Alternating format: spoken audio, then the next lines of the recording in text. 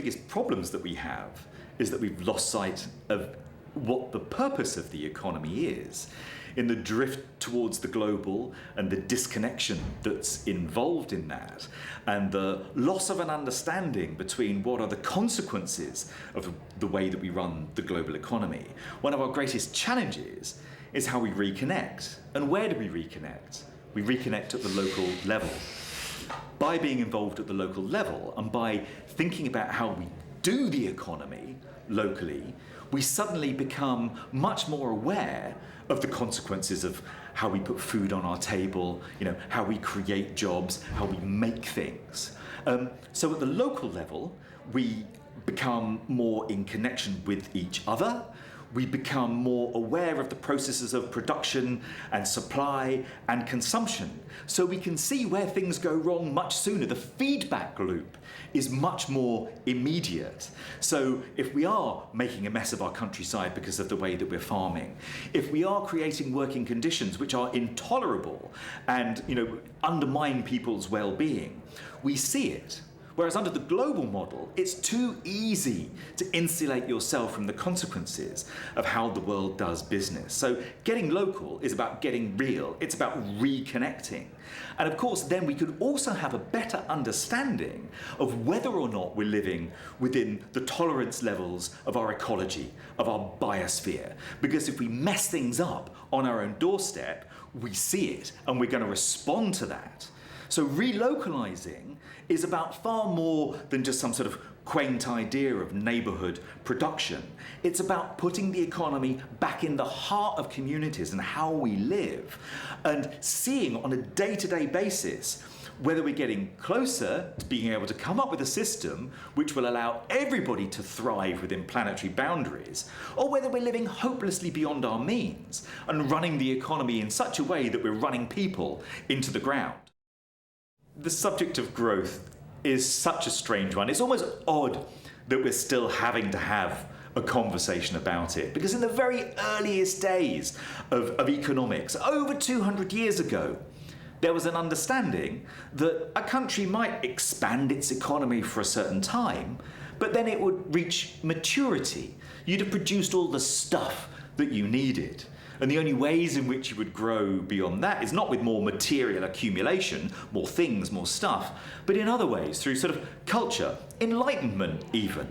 And yet somehow along the way that got lost, and especially with the invention of national income accounting, GNP, GDP.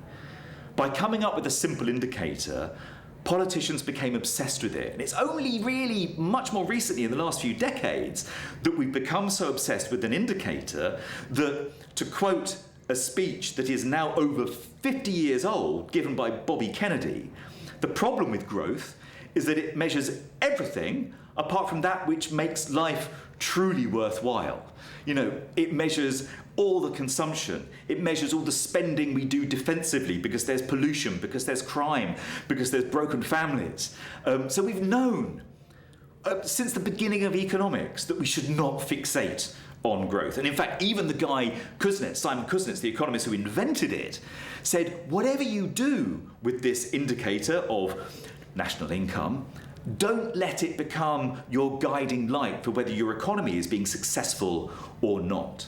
And of course, what we need, and in some of the work that I've been involved in over the decades, is truly meaningful indicators which do tell you whether you're making life better for people whilst operating within planetary boundaries. As for example, we gave it a sort of a simple name, but we came up with a thing called the Happy Planet Index, where you measure, if you like, the ecological efficiency with which you deliver relatively long and happy lives. And of course, once you do that, the economy looks very different, and the things that you do more and less of look very different. And as an interesting result that came when we did this research, which we did not predict in advance, that the places around the world that came out best in the Happy Planet Index were very often small island states in all the different global regions. And we may speculate about why that is, but one of the reasons about why perhaps you might live more within your environmental limits is because they're that much more obvious. And very often small island states have more cooperative economies. So there's a lesson there about doing things exactly the opposite of the way the mainstream economy works, which is generally selfish, competitive individualism.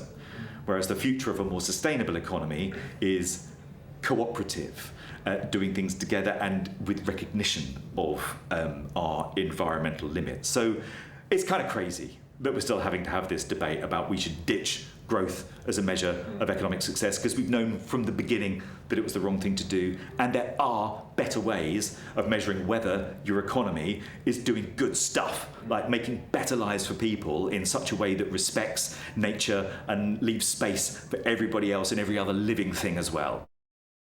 One of the big lies about why growth is necessary is that people will tell you that you need growth for poverty alleviation. Now, it may well be and would be the case in some of the poorest countries on earth that if average national income was rising, you would find, yes, people would be better able to put food on the table. But at the global level, at the aggregate level, and certainly in the industrialized countries, the way that growth operates, it's operated in tandem with a real negative redistribution of wealth and income. So the benefits of growth, the wealth from growth, has been captured by an ever smaller minority of people, and ever larger amounts of the population are having to live with the damaging consequences of growth, whether that's pollution, whether that's climate change, whether that's system collapse, the extreme weather associated with global heating, or whether it's to do with the gig economy, where people, just in order to make ends meet, are having to do multiple jobs under appalling conditions with great insecurity.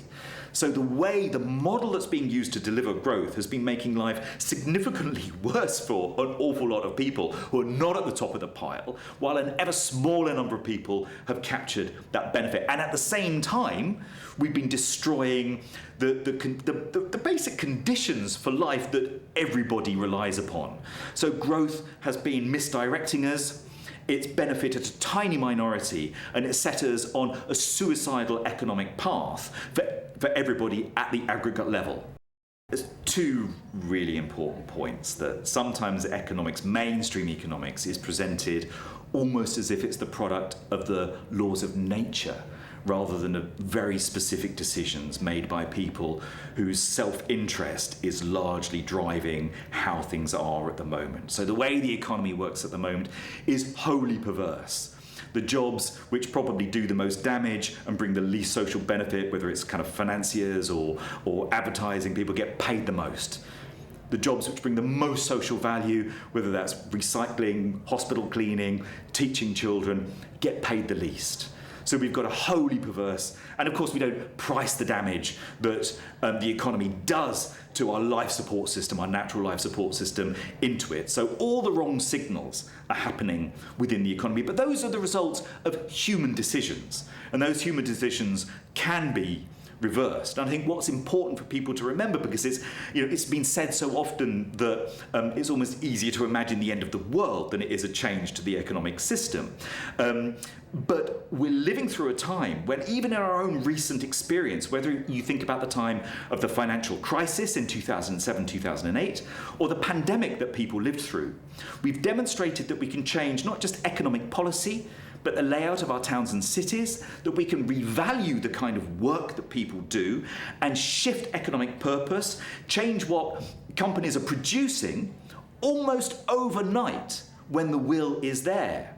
During the pandemic, we did things like take, Formula One engineers who were making super fast cars were switched to making low-cost breathing aids overnight. Street homelessness in Britain was ended for a period of time. We showed that we could do that. We changed our working patterns. We gave local town centre areas which had been overwhelmed with traffic, we gave it back to people and to cyclists and to local businesses who could then sort of put their tables, the restaurants could put their tables out on the streets. We've shown that when the moment is there and when there is a political consensus, that we can do extraordinary things. We can put public health, we can put nature, we can put our own well-being before short-term economic interest. And of course, once we know that, that's very dangerous knowledge, because there's no reason not to do it. So we need to switch the wholly perverse economic indicators and tools that we have at the moment. And we need to know that we can make these changes and that we can produce economies in which everybody can thrive within planetary boundaries, and that we can rip up that sort of economics of death, the suicide ticket that our current system has been writing for itself. And we can do it now because we've shown we can.